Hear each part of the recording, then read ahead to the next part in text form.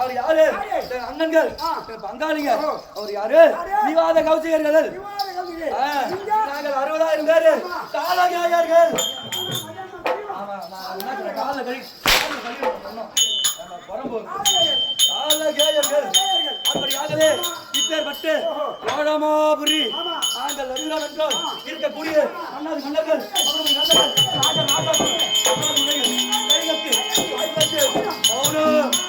காரணம் என்ன? ஒரு ஆளா 2 ஆளா 3 கோடி 60,000 பேர்.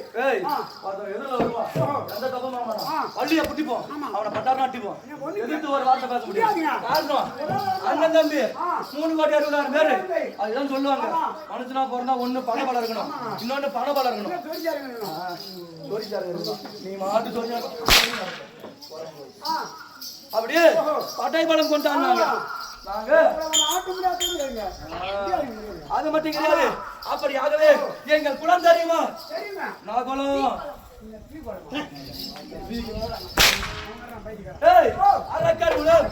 எங்கள் வர்ணம் தெரியுமா? நான் வர்ணம்.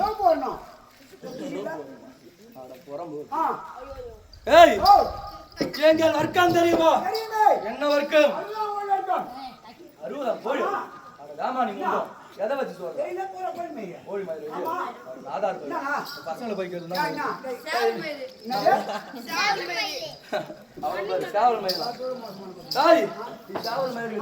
கோழி மயில் சாதாரணமா நினைச்சுக்கிறீங்க. இந்த மயில் பத்தி உங்களுக்கு தெரியாது. இருக்கக்கூடிய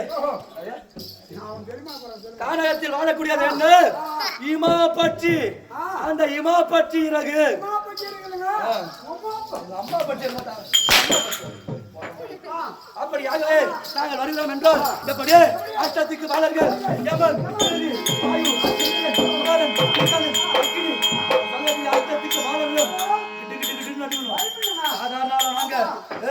எங்கள் சோழமாபுரி அது எப்பேற்பட்டது, எப்படி உருவானது தெரியாதா? மனுஷனா பிறந்தா போட்டி இருக்கக்கூடாது. போட்டி சாப்பிட போட்டி சொன்னா தேவடா தேவடா தேவடா தேவ்.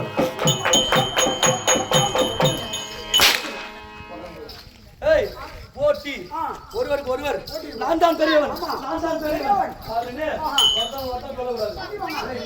நான் தானே பெரியவன் அப்படின்னு சொல்லக்கூடாது. ஆனால் அப்பேற்பட்ட யாரு? வாயுதேவன். வாயுதேவனுக்கு தலைக்கண் அதிகமாயிடுச்சு. ஏன் நான் தான் பெரியவன். காரணம் என்ன? வாயு என்று காற்றுக்கு அதிபதி.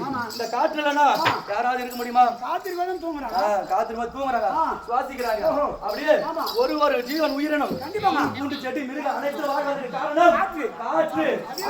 காற்று நாம மட்டும் காற்று இல்லைன்னா இந்த யாருமே இந்த உலகத்துல யாருமே இருக்க முடியாது. அப்படி என்று தலைக்கணம் அந்த வாயுதேவனுக்கு.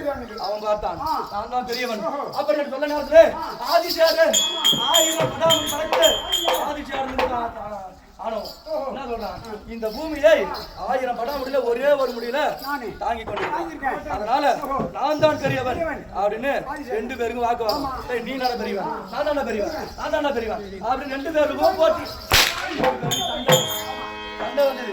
இந்த சண்டைக்கு நடுவராக ஒரு ஆள் வர்றாரு. யார் அவர்? குற்றவந்தர் முனிவர். யாராவது பெருந்தகையார் அங்க ஓடி வந்தார். என்ன பாருங்க சண்டை அப்படி கேட்கும்போது பார்த்தா இந்த உலகத்துல நான் பெரியவனா இல்ல இந்த ஆதிசேடன் பெரியவனா அப்படின்னு வாயுதேவன் கேக்குறாரு. ஏன்பா ஏன் திடீர்னு இவ்வளவு நாள் இன்னைக்கு சண்டை? காற்று இல்லைன்னா உலகத்துல யாரும் வாழ முடியுமா? முடியாது. அப்ப நான் தானே பெரியவன் அப்படி வாதி கேக்குறாரு. ஆதிசேடன் என்ன சொல்றான்? இந்த உலகத்தையே நான் தாண்டியதான உலகமே இருக்கு, உலகம் இருக்குமா? அப்ப நான் தான் பெரியவன் அப்படி சொல்லவும் சரி உங்களுக்குள்ள உள்ள திறமையை காட்டுங்க, திறமையை காட்டுங்க, நான் சொல்றேன் யார் பெரியவனு அப்படின்னு நாரதர் நடுவராக நின்னாரு. வாயுதேவன் என்ன பண்ணாரு?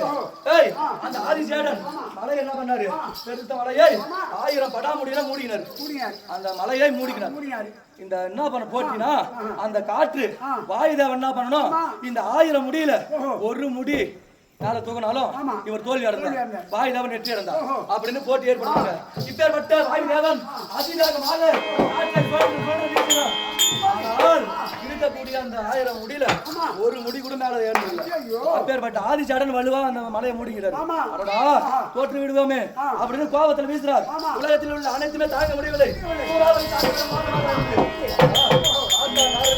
என்னடா இது இப்படியா விட்டால் நம்ம உலகம் இருக்காது. அதனால என்ன பண்ணாரு, தன் கையில் இருக்கக்கூடியது வீணை, அந்த வீணையை வாசிக்கவும் பாம்பு என்ன பண்ணும், இந்த வீணையை வாசிக்கவும் அந்த பாம்பு தலையை தூக்கி பாரு காற்று அடிச்சுட்டு வரு. ஆமா அந்த மலை 3 பிரிவா வந்தது. அப்படி விழுந்தது ரத்னாபுரி, மாயாபுரி, இலங்காபுரி.